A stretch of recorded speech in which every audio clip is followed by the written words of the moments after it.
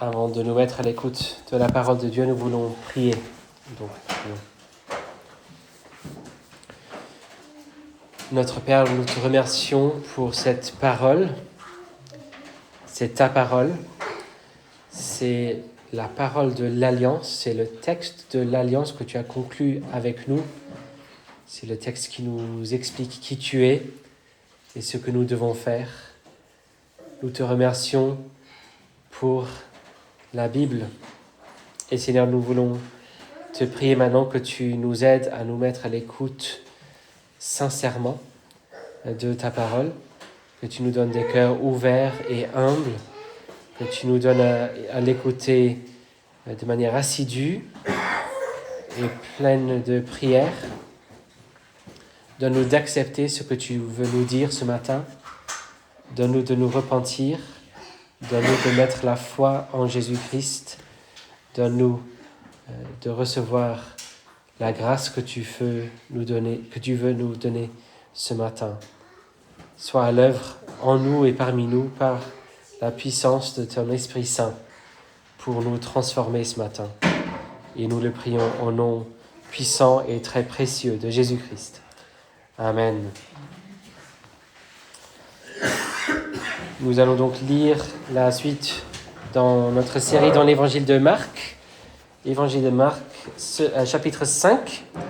C'est à la page 1120 dans les Bibles de l'Église. Donc on avance, un nouveau chapitre.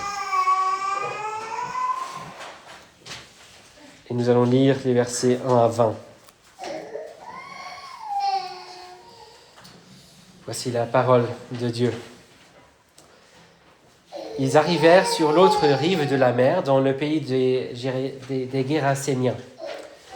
Aussitôt que Jésus eut débarqué, un homme sortant des tombeaux et possédé d'un esprit impur vint au-devant de lui. Il avait sa demeure dans les tombeaux, et personne ne pouvait plus le lier, même avec une chaîne, car souvent il avait eu les fers aux pieds et avait été lié de chaînes, mais il avait rompu les chaînes et brisé les fers, et personne n'avait la force de le dompter. Il était sans cesse, nuit et jour, dans les tombes et sur les montagnes, criant et se meurtrissant avec des pierres.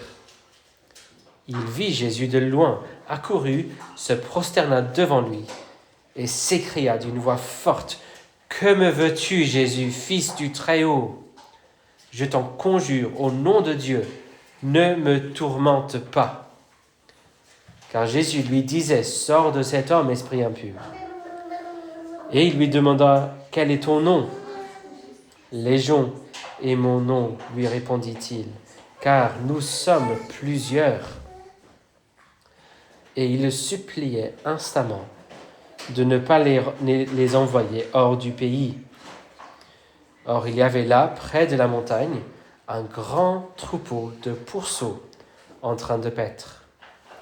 Et les démons supplièrent Jésus en disant : « Envoie-nous dans les pourceaux, afin que nous entrions en eux. » Il le leur permit.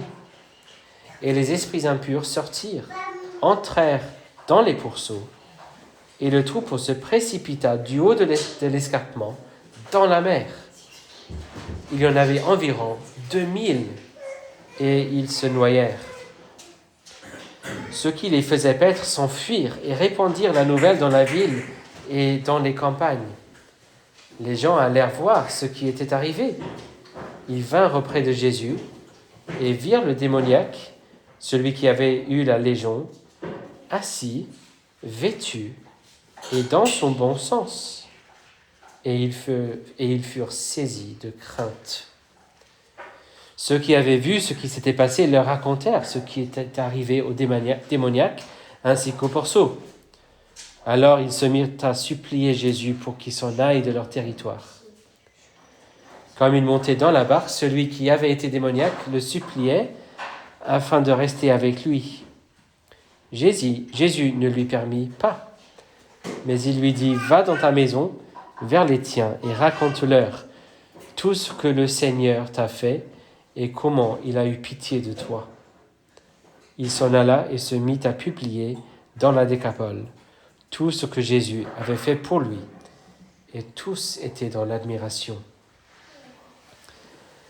L'herbe sèche, la fleur se fane, mais la parole de notre Dieu subsistera éternellement. Cette semaine, avec la famille, on a pu visiter l'expo, ou plutôt l'expérience immersive sur Van Gogh, qui est à Lille pour quelques mois. On voit plein de tableaux, on apprend sur l'histoire de l'artiste, et puis il y a une grande présentation numérique basée sur ses œuvres qui remplit toute une salle avec les tableaux et les images qui bougent un peu partout. C'est très impressionnant. Et on voit plusieurs citations de Van Gogh aussi par rapport à sa vie et surtout son art. Et parmi les citations, il y a celle-ci. « Réaliser des esquisses revient à planter des graines pour faire pousser des tableaux. » Et on voyait à ce moment-là des esquisses un peu partout. Et puis les tableaux qui ont suivi les esquisses. Réaliser des esquisses revient à planter des graines pour faire pousser des tableaux. Il y a beaucoup de points communs entre une esquisse et un tableau, mais aussi tout un monde de différences, n'est-ce pas? Et dans un sens, on pourrait dire que la relation entre l'épisode que nous regardons cette semaine et celle qu'on a regardée la semaine dernière est semblable à une relation entre un tableau et son esquisse. Rappelons-nous que Marc a présenté un discours que Jésus a prêché dans le 4e chapitre devant une grande foule alors qu'il était assis dans une barque et dans le langage un peu particulier que Marc a employé, il est assis sur la mer et ce discours a compris 4 paraboles et par ces paraboles il a lancé un appel pour tout le monde à faire attention et à écouter assidûment avec humilité, avec des cœurs ouverts. Il a également appelé ses auditeurs, aux auditeurs à ne pas se fier à l'apparence actuelle des choses.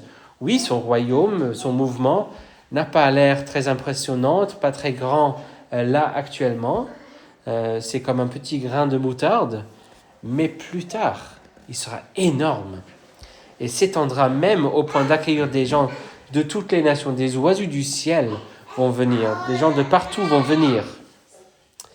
Et ayant dit cela, il est parti directement vers une région où il y a justement des gens des autres nations. Avec ses disciples, ils traversent le lac de Galilée. Ils étaient tout au nord et là, ils descendent vers l'est, vers la région appelée la Décapole. Donc une région avec Décapolis, 10 villes principales. Et cette région était directement sous l'autorité de l'Empire romain. C'est-à-dire, contrairement à Judée, la région qui était sous l'autorité d'Hérode, la Décapole était directement sous le règne de Rome. Hérode était bien évidemment sous l'autorité de Rome aussi. C'était ce qu'on appelle un roi vassal. Mais là, c'était indirect via Hérode. Là, c'était directement romain dans la Décapole. C'était donc une région avec beaucoup de non-juifs, une région avec une culture plus païenne, plus non-juive. Et comme on voit dans ce texte, c'était une région où l'on pouvait gagner sa vie et même sa fortune en élevant des cochons, chose impossible en Judée, vraiment pas très cachère.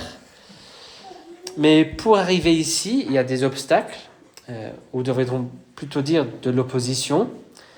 Dans le texte qu'on a regardé la semaine dernière, on a vu cette forte bourrasque qui a frappé les barques de Jésus et ses disciples, que Jésus a traité un peu comme un animal sauvage qui chercherait à les empêcher d'arriver dans la région. Verset 39 au chapitre 4, Jésus dit littéralement « Tais-toi, sois muselé » à cette bourrasque. Et ainsi, Jésus donne la preuve qu'il a de la compassion pour ses disciples, mais surtout le pouvoir de faire ce que Dieu seul peut faire. Et nous avons là la première dans une série de 4 miracles que Marc nous rapporte après les 4 paraboles, et à laquelle Marc veut surtout que l'on y prête attention. Il a donné ces 4 paraboles. Écoutez bien et puis les 4 miracles. Donc il veut vraiment qu'on fasse attention ici. Et donc les disciples sont saisis d'une grande crainte, ils craignent plus une fois que la mer est calme qu'ils ne craignaient avant. Et on avait cette question, quel est donc celui-ci ? Mais c'est qui cet homme qui fait cela ? Alors ce que Jésus cherchait, ce qu'il attendait de ses disciples, c'était la foi. Mais au moins la crainte et les questions sont des pas dans le bon sens, une passerelle possible vers la foi. Mais comme j'ai dit, ce premier miracle est un peu comme une esquisse, alors que c'est aujourd'hui que nous voyons le tableau. La semaine dernière, on a vu que Jésus peut maîtriser et transformer le gros chaos, un chaos indomptable, de manière super puissante pour y créer le calme parfait parce qu'il est riche en compassion. Et qui ne voudrait pas un sauveur comme ça ?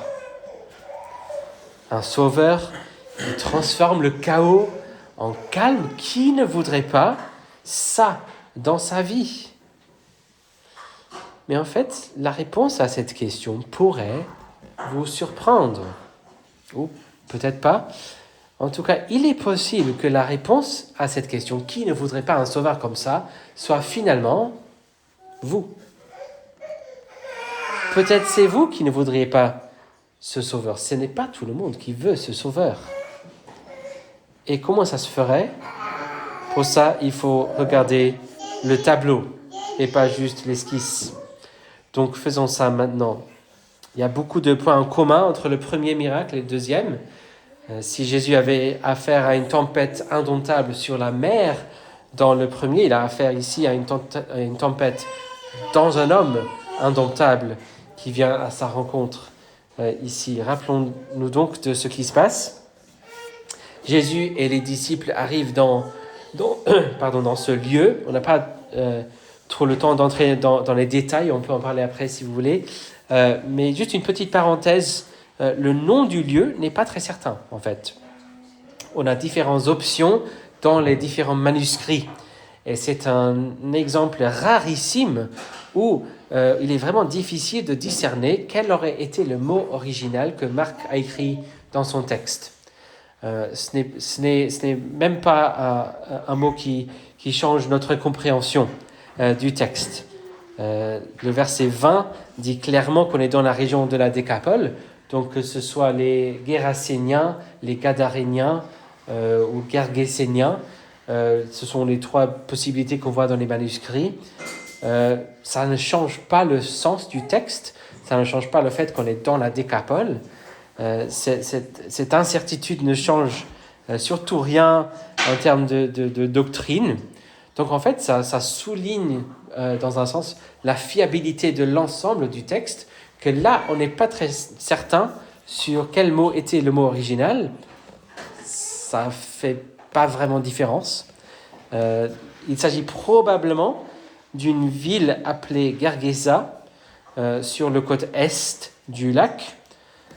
Mais je ferme la parenthèse là parce que ça ne change pas grand-chose pour le sens du texte. Donc ils y arrivent et cet homme a vu Jésus de loin depuis les tombeaux de la montagne. Et donc la première chose que voient Jésus et les disciples en arrivant, c'est cet homme sauvage qui court sûrement très vite parce qu'il est très fort, directement vers eux en criant très très fort.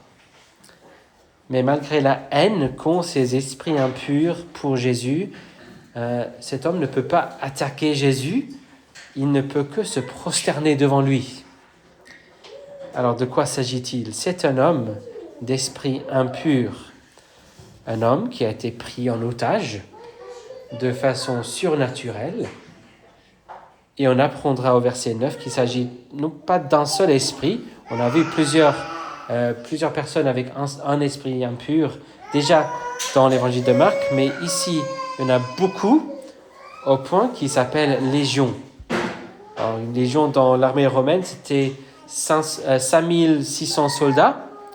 Ça ne veut pas dire qu'il s'agit exactement de 5600 esprits impurs ici, mais on pourrait supposer qu'il y en a au moins 2000, parce que ça c'est le nombre de pourceaux qu'on voit plus tard.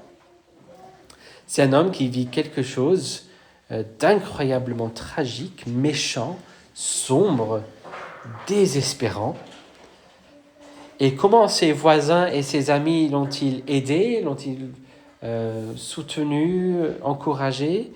Ils n'ont pu rien faire, ils ont simplement cherché à le lier avec des chaînes. Mais pour quelques milliers de démons, c'est rien tout ça, quelques chaînes. Donc rien n'a marché, verset 4. Mais au moins les démons ont une préférence pour tout ce qui est impur, tout ce qui touche à la mort. Et donc ils ont pu le laisser faire et vivre parmi les tombeaux de la montagne. Et oui, il se fait mal constamment. Et oui, il crie beaucoup. Et c'est très dérangeant. Mais tant qu'il reste là dans les tombeaux, ça arrange les gens de la ville. Donc il laisse tranquille. Pas très tranquille, mais il laisse troubler, mais là-bas. Mais voici enfin quelqu'un qui pourrait faire quelque chose. Voici un homme qui représente une vraie menace pour cette légion d'esprits. C'est Jésus, que la légion reconnaît en tant que fils du Dieu très haut, verset 7. Même pas fils du Dieu saint, ou fils d'un des multiples dieux de la région, fils du Dieu très haut, le Dieu au-dessus de tous les dieux, le Dieu plus haut, le Dieu supérieur à toutes les idoles et tous les faux dieux, le vrai Dieu. Et ces esprits reconnaissent aussi, au verset 7, la capacité de cet homme Jésus pour les tourmenter. Ils cherchent à engager Jésus par un vœu à ne pas les tourmenter. Ils reconnaissent donc que Jésus est contre eux et qu'il est supérieur à eux et qu'il a tout pouvoir pour faire ce qu'il veut avec eux. Quel est donc celui-ci? C'est là que Jésus demande le nom de ce pauvre monsieur, mais il est tellement sous l'emprise de ces esprits qu'il ne peut que répondre en termes de son identité opprimée, légion, car nous sommes plusieurs. Et puis au verset 10, on voit un mot qui va réapparaître plusieurs fois dans ce passage. Supplier. On voit beaucoup de gens qui supplient dans ce passage. Les démons aiment bien terroriser cette territoire païenne et ils veulent surtout continuer à attaquer des gens dans le monde plutôt que d'aller directement vers l'abîme. Dans l'évangile de Matthieu, ils disent ne nous envoie pas dans l'abîme avant le temps. Ils veulent rester dans cette région. Et ça se trouve qu'il y a cet énorme troupeau de pourceaux. Alors j'ai remarqué que le nom pour pourceau et le mot pour pays dans le verset 10 se ressemblent.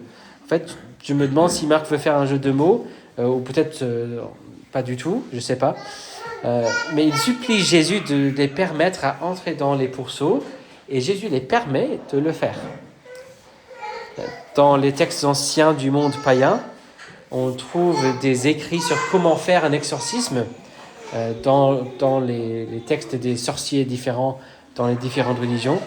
Et pour les exorcismes, c'est une procédure longue et compliquée avec plein d'incantations différentes. Mais ici, rien de tel. Comme avec la tempête, il dit simplement qu'il le permet et c'est tout. Ils sont partis. Et puis les démons font ce que font les démons toujours, ce qui ne peuvent pas s'empêcher de faire, détruire la vie et rendre la vie difficile et chaotique pour les gens. Les pourceaux vont directement dans la mer, et là ils se noient. Et puis on vient aux différentes réponses. Et c'est la partie du texte qui dirige les projecteurs, en particulier sur nous, les différentes réponses. Ceux qui étaient responsables de ces 2000 pourceaux vont raconter aux gens de la ville et dans les champs, et tout le monde vient découvrir ce qui s'est passé. Et comme les disciples, avec le miracle précédent, c'est quand ils voient le calme que Jésus a imposé, plutôt que le chaos qu'il y avait avant, que les gens sont saisis d'une grande crainte. Et une fois que on leur a expliqué ce qui s'est passé, verset 17, là c'est à leur tour de supplier Jésus. et il le supplie pour qu'il s'en aille de leur territoire. Il ne supplie pas de rester, il le supplie pour qu'il s'en aille. Et donc, Jésus et les disciples, ils vont retourner aux barques, mais il reste quelqu'un qui veut encore supplier Jésus, au verset 18, c'est cet homme qui a été délivré des esprits impurs. Que veut-il? Il veut simplement être avec Jésus, il veut rester avec lui, mais probablement parce qu'à ce moment-là, ce serait assez compliqué, même une entrave d'avoir un non-juif qui vient partout avec lui. Il dit non, mais dit Jésus, va dans ta maison, vers les tiens, et raconte-leur ce que le Seigneur t'a fait et comment il a eu pitié de toi. Et c'est ce qu'il fait, et on voit que les gens s'émerveillent, ils sont dans l'admiration après cela. Donc voici juste un résumé rapide de l'histoire. Donc posons la question brièvement. Donc, comment ça se fait que ce miracle donne un tableau là où le dernier donnait juste une esquisse? C'est parce que ce miracle nous efforce à faire face aux implications personnelles et concrètes du fait de reconnaître que cet homme crée du calme dans le chaos de nos vies. Et ça peut mettre les gens mal à l'aise. Un bon Seigneur tout-puissant qui gère tous les problèmes, c'est chouette. Oui, s'il vous plaît, je m'inscris direct.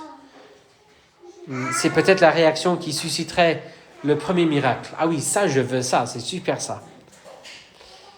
Et donc, c'est comme ça, c'est comme si Marc nous disait, d'accord, voyons si vous écoutez vraiment, avec un cœur ouvert, à ce que je suis en train de vous présenter.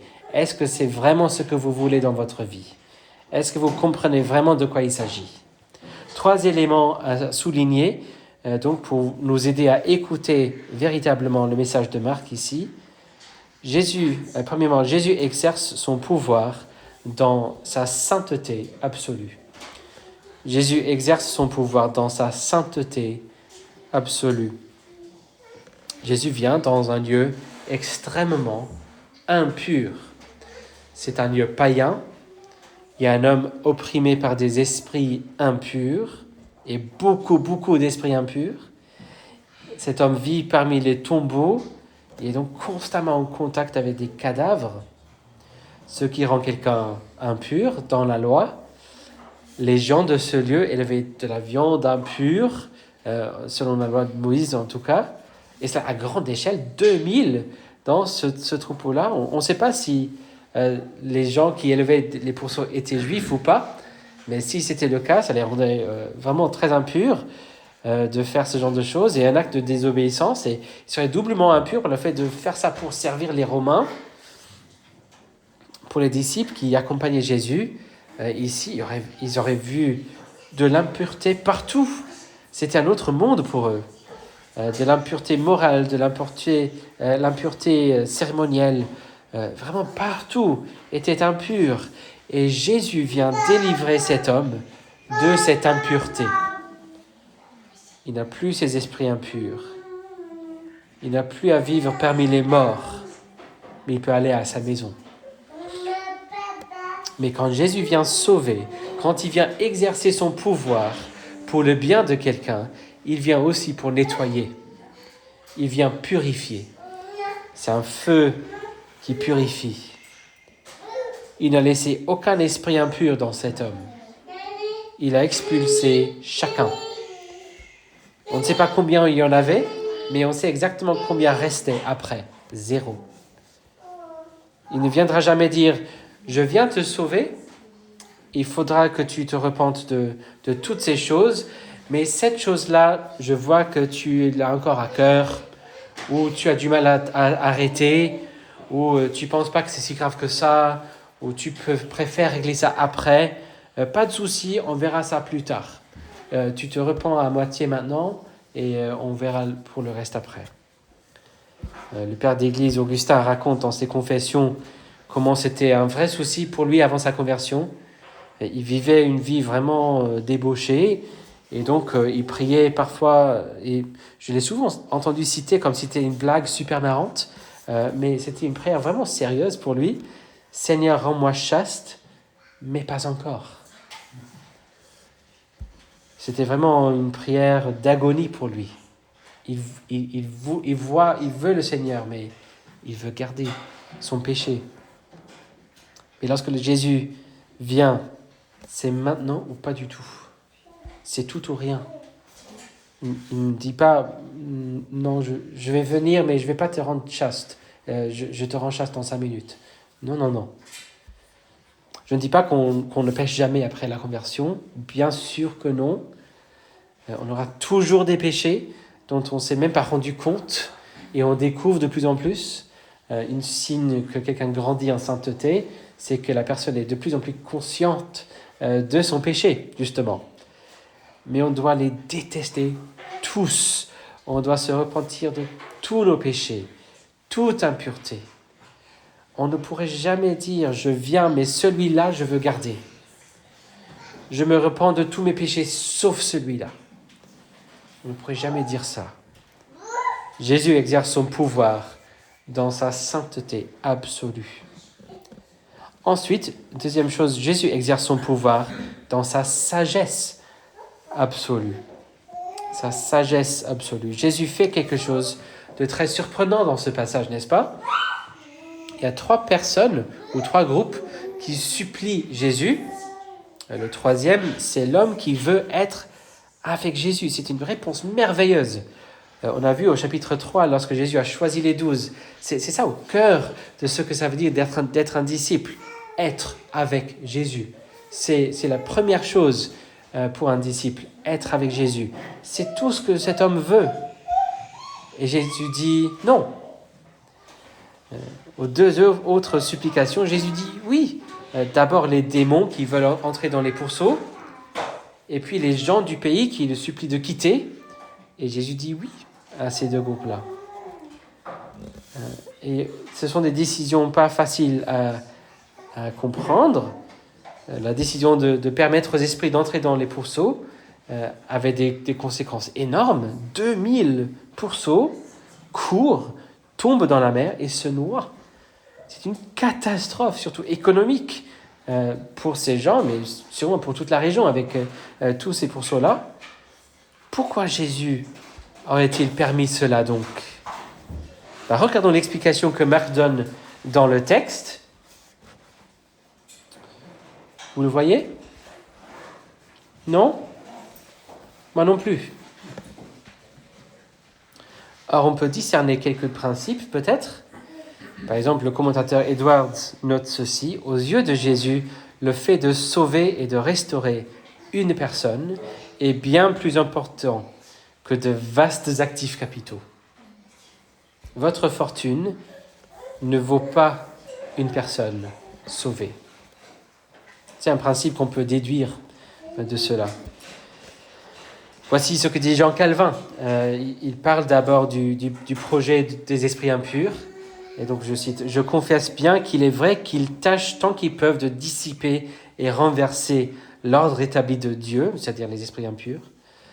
Toutefois, il est certain qu'ils ont regardé plus loin, à savoir d'inciter les gens de ce quartier-là à maudire Dieu à cause de la perte de leur pourceau.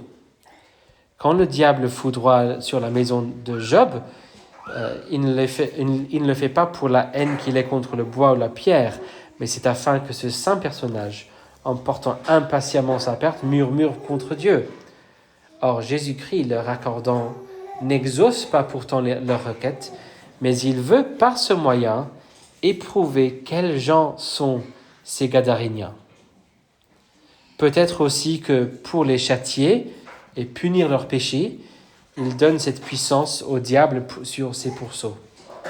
Mais encore que nous ne voyons point de certaines raisons de ceci, aussi devons-nous toutefois considérer avec révérence et adorer en une sainte humilité ce secret jugement de Dieu.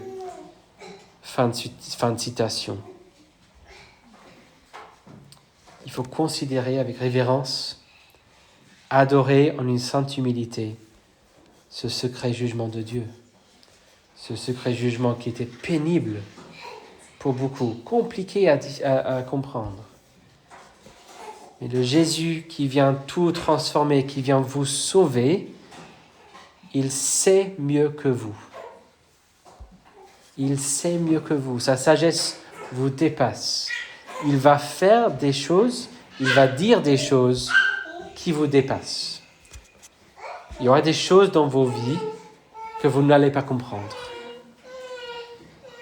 Il va faire et dire des choses que vous n'allez pas comprendre dans le moment et peut-être pas pendant très longtemps, peut-être pas avant la gloire. Dans la fameuse discussion dans les livres de Narnia, lorsque monsieur et madame Castor expliquent aux enfants que le roi Aslan est un lion, on lit « Alors il est dangereux », dit Lucie. « Dangereux ?» reprit monsieur Castor. « Vous n'avez donc pas entendu ce qu'a dit madame Castor ? Dangereux ? Évidemment qu'il est dangereux. Mais il est bon. Il est le roi, je vous le répète. » Jésus exerce son pouvoir dans sa sagesse absolue. Serez-vous prêts à accepter ça? Et puis troisièmement, Jésus exerce son pouvoir dans sa souveraineté absolue. Sa souveraineté absolue. Il ne vient pas comme une sorte de génie pour calmer tout le chaos dans votre vie. On voit ici que c'est lui le maître de la situation. Et donc, il est le maître de ceux qui profitent de ce miracle. Il n'est pas juste maître sur les ennemis, il est maître des siens.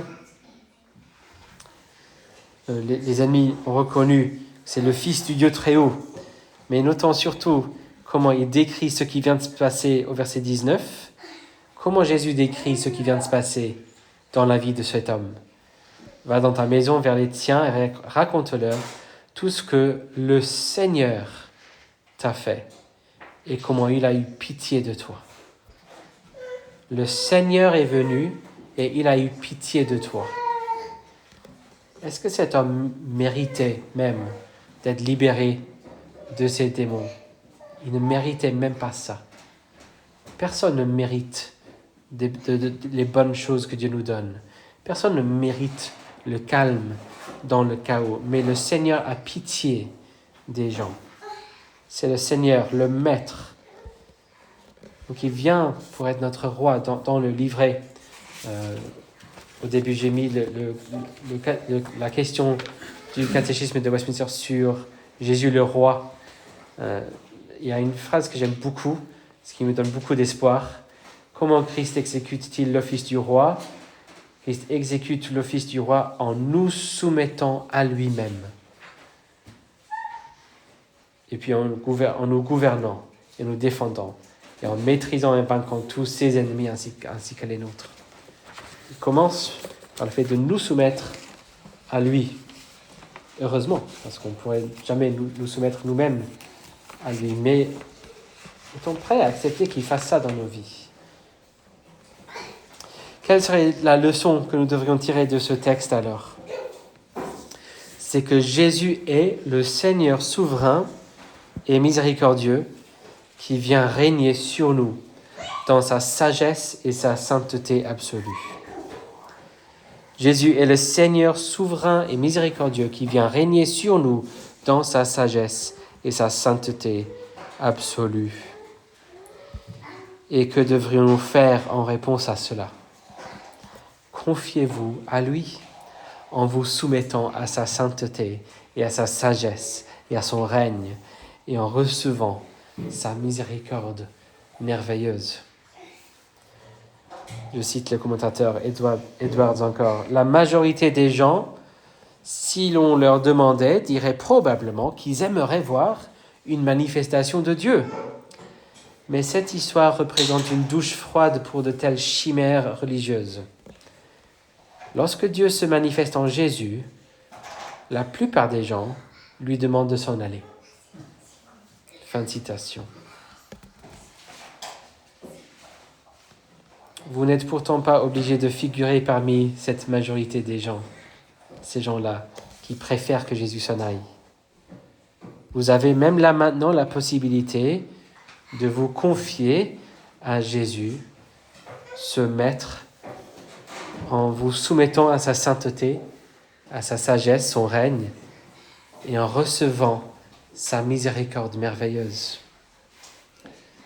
Ce qui veut dire soumettre tout ce que nous sommes, y compris tout ce que nous faisons, pensons, voulons, disons, lâcher tous nos péchés, faire confiance à lui, même quand je ne comprends pas tout, quand je ne comprends pas ce qui se passe, quand je ne comprends pas pourquoi il fait telle ou telle chose, reconnaître qu'il est mon maître, mon Seigneur, mais qui veut me faire du bien.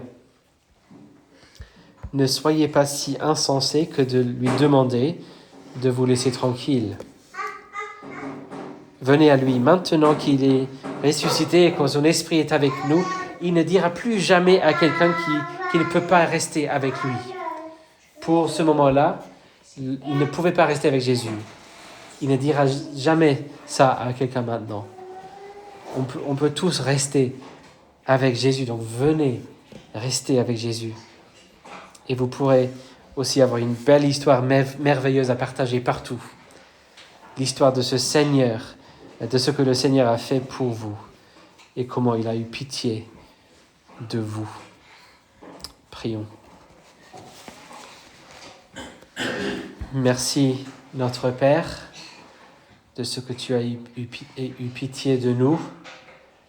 Merci pour tout ce que tu as fait pour nous.